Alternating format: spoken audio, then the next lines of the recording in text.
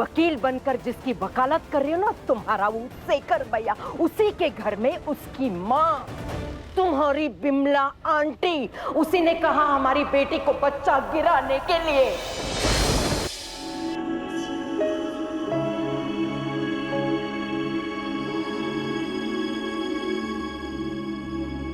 बेटा, अब इस घर की बहू होने के नाते ये पवित्र जल इस सारे घर में छिड़क दीजिए।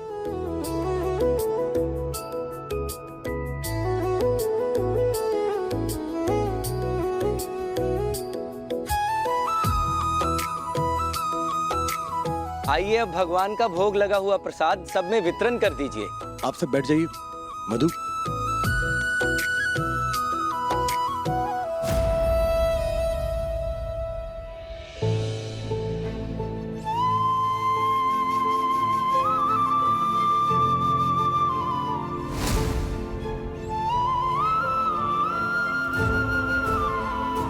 आज चाहे जो हो जाए, माँ और स्नेहा जी एक दूसरे का प्रसाद खा के रहेंगे।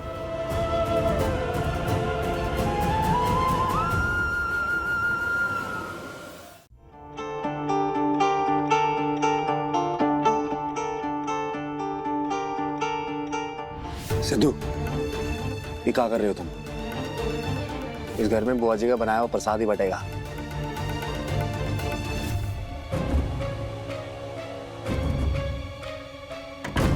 खुद को बहुत अक्लमंद समझती हो, इस घर में घुसते ही सब पर हुकूमत चलाना चाहती हो।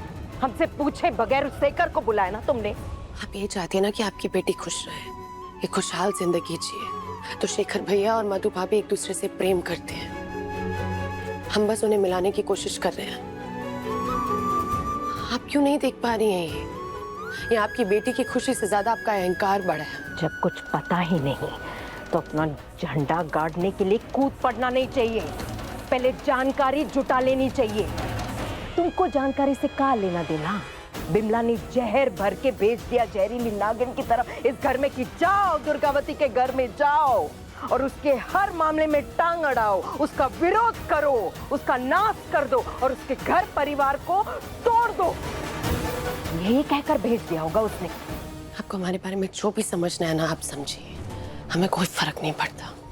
लेकिन हम इतना जरूर समझते हैं कि आपकी बेटी मधु अपने पति से प्रेम करती है और शेखर भैया भी अपनी गलती सुधारना चाहते हैं। अब बस काका, शेखर अपनी गलती को सुधारना चाहता है, कैसे सुधारेगा? उसने तुमको बताया उसने क्या गलती की है? हाँ, नहीं बताया होगा। काहे कि बिमला तुम्हें पट्टी पढ़ाकर भेज दिया ना कि सारी गलती तो हमारी थी। गलती जिसकी भी हो, जो भी हो, उसे सुधारा जा सकता है। तो कैसे सुधारोगी तुम? जरा हम भी तो सुने। तुमको तो कुछ पता ही नहीं। तुमको पता भी है इस घर के मामले के बारे में कि हमारी बेटी मधु पेट से थी। नहीं पता था ना, इसीलिए बता रहे हम।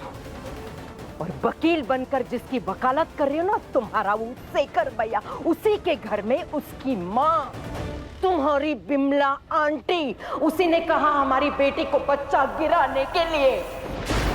कानून की धारा के बारे में बात करती हो ना, बात बात पर धारा लगाती हो ना, तो हमको बताओ ना कि एक पत्नी पर हाथ उठाना और उसका बच्चा गिराने पर कानून की कौन सी धारा लगती है? बताओ हमको।